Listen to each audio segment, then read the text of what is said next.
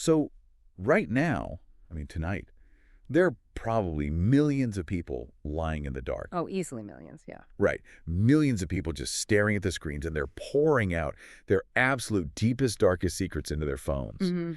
And like they're sharing their anxieties, their shames, unfulfilled desires.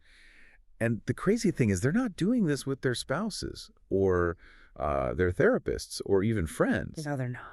They're confessing all of this to faceless AI chatbots. It's wild. It is. And they're doing it because, I mean, for a rapidly growing portion of the population, the actual human face has just become like way too terrifying to look at. Yeah, it's a completely stunning behavioral shift because, we're witnessing people actively choosing an imitation of intimacy over the real thing. Right. And it's not because they're confused, right? Like they know what the technology is. They know it's code. Exactly. They know, but they're seeking refuge. Well, welcome to today's deep dive. We are unpacking a profoundly revealing philosophical text today.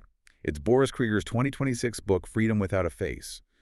Beauvoir, Feminism, and the New Solitude. It's a heavy one, but so good. It really is. And our mission today is to explore how a feminist prophecy, one that was written like over 70 years ago, somehow directly explains our modern landscape. Yeah, the connections are just undeniable. So if you're out there, endlessly scrolling on a dating app or feeling totally crushed by burnout or just kind of wondering why modern loneliness feels so different, this deep dive is going to be a massive aha moment. We're talking about the crisis of male identity, dating app culture, and this explosive rise of people seeking emotional connection with AI. And before we jump in, I should probably just note that Krieger's text does touch on some deeply sensitive societal shifts, right?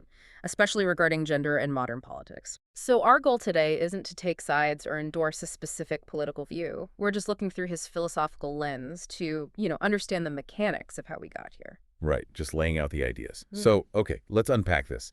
Because usually when we talk about freedom, we use these like really triumphant metaphors. Oh, yeah. Smashing the lock, stepping out of the cage. Exactly. Kicking open the door and walking out into endless blue horizons. But Krieger suggests that freedom is, well, it's a lot less like a bird leaving a cage. Right. And it's a lot more like being handed the controls of a commercial airliner mid-flight. When you have 0 flying lessons. Exactly. You're not relieved. You are utterly terrified by the responsibility of having to keep yourself in the air. And what's really fascinating here is where Krieger roots that terror. He builds this whole analysis on a single, pretty explosive sentence written by the existentialist philosopher Simone de Beauvoir back in 1949. Oh, right. She wrote, "One is not born a woman. One becomes one." Which is arguably like one of the most famous quotes of the 20th century. Absolutely. But Krieger argues that we've actually been misreading it, or at least misfocusing. How so? Well, we usually focus all our attention on the noun woman and the cultural scandal back then of suggesting gender roles are constructed by society, not just biology. Right, the social construct part. Yeah.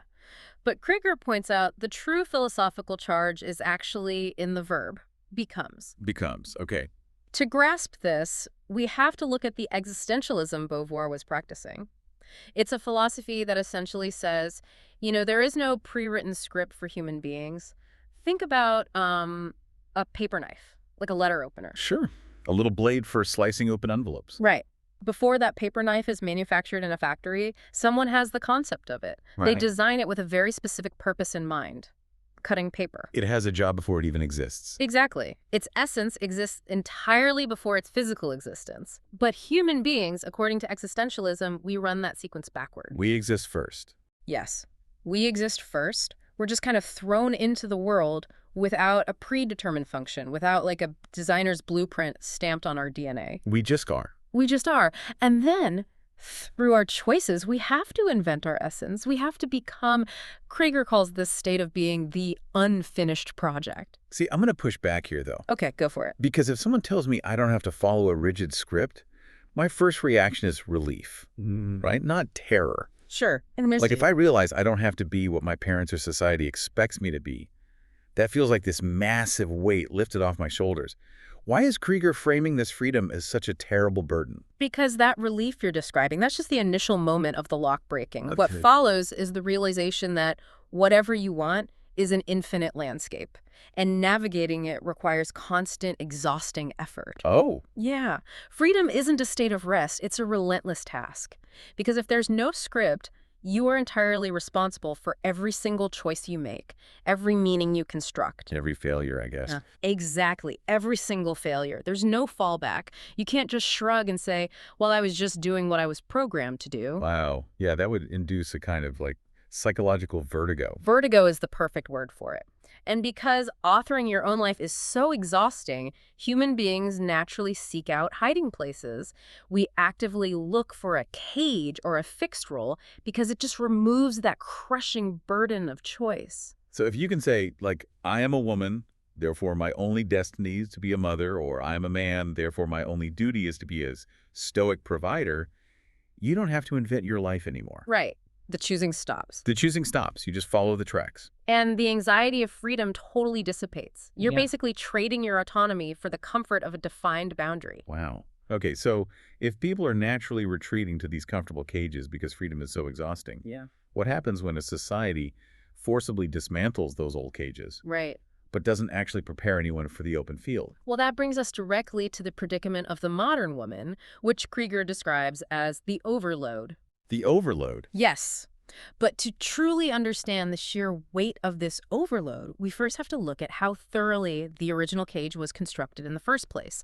Beauvoir called it the manufacture of the feminine. Because it wasn't just like legal restrictions. Right. It was everywhere. It was the entire psychological architecture of society, deeply saturated into the culture from birth. Right. Look at the fairy tales we use to socialize kids. Sleeping Beauty is inert, literally unconscious, just waiting for her life to begin. And Cinderella is just sweeping cinders until a prince arrives to validate her. Exactly. The classic marriage plot in literature frames a woman's entire life trajectory as a question where the only possible answer is a husband. Krieger even brings up this old Latin phrase that captured the worldview perfectly. Tota mulier in utero. Which means, The whole of woman is in the womb. yikes, that is... Bleak. It was a brutal, totalizing formula. It reduced a complex human being's entire destiny to her biology. It basically trained women to view themselves as objects waiting to be acted upon by the world, rather than subjects doing the acting. Precisely. So when liberation movements come along, feminism does this vital, incredible work of dismantling that biological and cultural cage. Women gain access to the professions, the voting booth, financial independence, All the good stuff. all of it. But Krieger points out a tragic structural oversight in how society handled this liberation. Which was? Instead of substituting the old domestic burdens with these new professional freedoms, society simply piled the new expectations right on top of the old ones. But wait, society champions this as the ultimate victory, right? The whole phrase is having it all. Having it all, yeah. Like, you see the magazine covers celebrating the CEO mom who crushes a boardroom presentation at 10 a.m. and then she's baking organic cupcakes with her kids by 5 p.m. Isn't that supposed to be the ultimate empowerment? Well, Krieger argues that the having it all narrative is actually an incredibly effective trap. A trap. Yes, because it's an impossible mathematical equation. It requires absolute perfection in the newly acquired professional sphere, while demanding zero drop in performance in the traditional domestic sphere. Oh, I see. The liberated woman was handed the professional burdens historically carried by men, but she wasn't relieved of her own historical burdens. Right. She still overwhelmingly carries that invisible mental load of the household. Exactly. Remembering the doctor's appointments, managing the emotional temperature of the family, organizing the logistics. It's like being told you are finally free to run a marathon in any direction you choose, which is great, Yeah. but you have to wear a 100-pound backpack while you do it. And you have to smile and look effortlessly empowered while carrying it. God, that's exhausting. It is. The old cage was fundamentally oppressive, yes, but it offered security and a clearly defined boundary of what was expected. The new open field offers infinite obligations, so freedom is experienced strictly as an impossible overload. Okay, so if that's what happened to women, this totally impossible double burden, what happened to the men who used to occupy the other half of that traditional structure? Krieger calls this phenomenon the man in the shadow, and his analysis here is incredibly sharp. The traditional male role, the unquestioned authority, the sole provider, that was demolished. And rightfully so. I mean, that had to happen for gender equality. Absolutely. That demolition was a necessary prerequisite, but the mechanism of that demolition left a massive void. Women were given a highly articulated, massive new vision of what they could become. Right, the independent professional, the leader. Yeah. Men, on the other hand, were simply evicted from their old roles with no blueprint for a new one. Oh, man.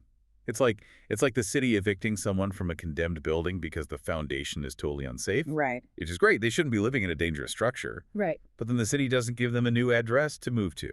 No new address, no materials to build a new house. You're just left standing in the rubble of your old identity. That's a perfect analogy, because the demolition of the male role happened almost as a byproduct of female liberation rather than an intentional project of, like, male redefinition. Wow.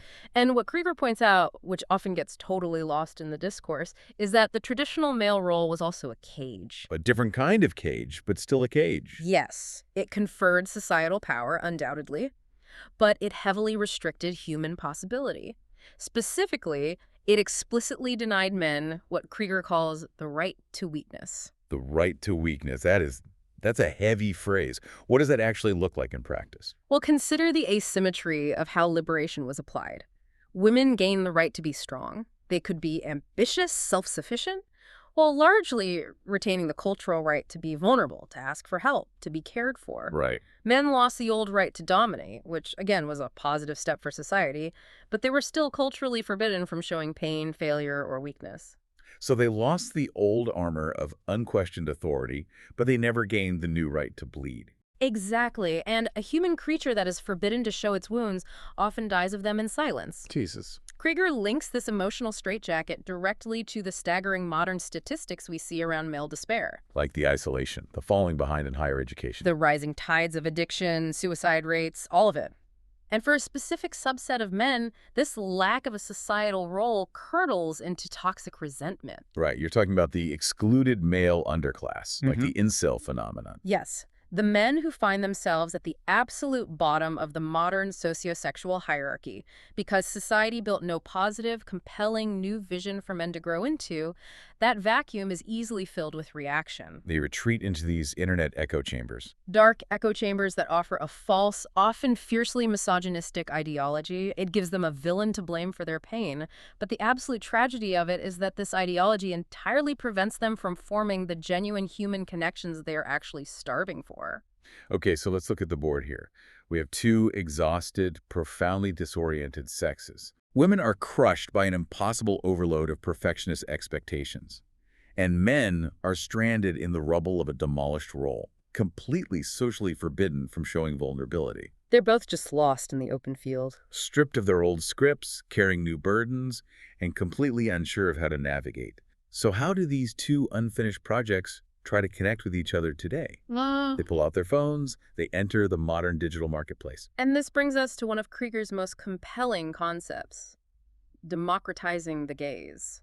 So what does this all mean for our digital lives? Because, I mean, feminism's stated goal was to end the male gaze. How did we end up with an app-based ecosystem that literally objectifies everyone on an industrial scale? It raises a fascinating question about how technology warped philosophy. Beauvoir's original critique was centered on the appraising gaze. Right, the appraising gaze. In her time, the man was the subject, the author of action, the one who looked, evaluated, judged. The woman was forced to be the object, the passive image, whose only value was how well she withstood that appraisal. Feminism wanted to dismantle that dynamic. Exactly, so that two subjects could finally meet as equals. But modern technology, specifically dating apps and social media, didn't destroy the appraising gaze. It industrialized it. He put the gaze on a conveyor belt. Krieger calls this the era of the judge and the image. The interface of a dating app forces everyone to occupy both of these roles simultaneously. Oh, because you're swiping and being swiped on. Yes, women are evaluating men based on highly specific metrics: height, income, jawline, witty banter. Men are evaluating women based on age, weight, facial symmetry. We're all just ruthlessly ranking each other. We are reduced to trading cards in a digital deck. We have achieved a grim, dystopian equality where absolutely everyone is a commodity. We took a historical system of oppression and just democratized it. You get to be an object. And you get to be an object. Exactly. But why is this so psychologically damaging? Like, we all know dating apps are frustrating, but Krieger is saying this actually destroys our ability to love. It destroys it because it fundamentally alters the mechanics of connection. Beauvoir envisioned true love as a union of two freedoms. Two autonomous subjects choosing each other without trying to possess or optimize each other. Like two whole people just meeting. Right. But you cannot have a union of two freedoms in a marketplace. To be truly intimate with someone, you have to be vulnerable. You have to reveal the messy, unfinished parts of yourself. Yeah. And you cannot do that when you know the person looking at you is operating as a judge, holding a scorecard. Right. Mentally comparing your flaws to 1,000 other, like, frictionless options resting in their pocket. Exactly. It completely forecloses the ability to just be with someone. Yeah. You are constantly managing your image, acting as your own PR rep, even in private moments. It's exhausting. It's emotionally crushing. Yeah. If every human face you look at is now a judge holding a scorecard, where do you go to find relief? Where do you go to just put down the armor and stop performing? And this leads us back to the most surprising and perhaps the darkest discovery of Krieger's entire book, Freedom Without a Face. Here's where it gets really interesting. We're talking about that sudden phenomenon we mentioned at the start. People seeking deep emotional intimacy with conversational AI. Yes. Krieger spends significant time examining the millions of lonely people pouring their deepest shames, their insecurities, their daily struggles into chatbots late at night. And just to clarify the mechanics here, because I think it's important, Yeah. Krieger is very explicit that these people aren't delusional, right? Not at all. They aren't living in some sci-fi fantasy where they think the computer is actually alive. They know it's a machine. They know it doesn't have a soul or a beating heart. They know exactly what it is, but they are drawn to it specifically because of what the machine lacks. It's like preferring a weighted blanket to a real human hug. Oh, that's a great way to put it. The blanket doesn't judge you if you cry. It doesn't critique your career, but also doesn't really know you. It's safe, but it's entirely empty. That is the exact dynamic at play, and the profound philosophical mirror this holds up to our society is chilling. The immense relief these people feel when talking to an AI. It's not a verdict on how advanced the machine is. Right. It is a damning verdict on human faces. Wow. Just let that sink in for a second. A damning verdict on human faces. We have loaded the human face with so much appraisal, so much judgment, so much ruthless marketplace ranking that human presence itself has become a psychological threat. So the AI is a sanctuary because it has no eyes. Exactly. It cannot see your surface imperfections. It cannot rank your earning potential against a better option. It cannot swipe left on your vulnerability when you admit you feel like a failure. So the only place people feel safe being truly weak, truly messy, and truly human is in the dark with a machine that isn't human at all. It is the ultimate escape from the appraising days, but it comes at the absolute cost of genuine connection. Because it's not a person. Right. The AI doesn't judge you, true, but it also doesn't meet you as a fellow unfinished project. It cannot offer the union of two freedoms because it has no freedom of its own. It's just mirroring you. It is an echo chamber of your own design.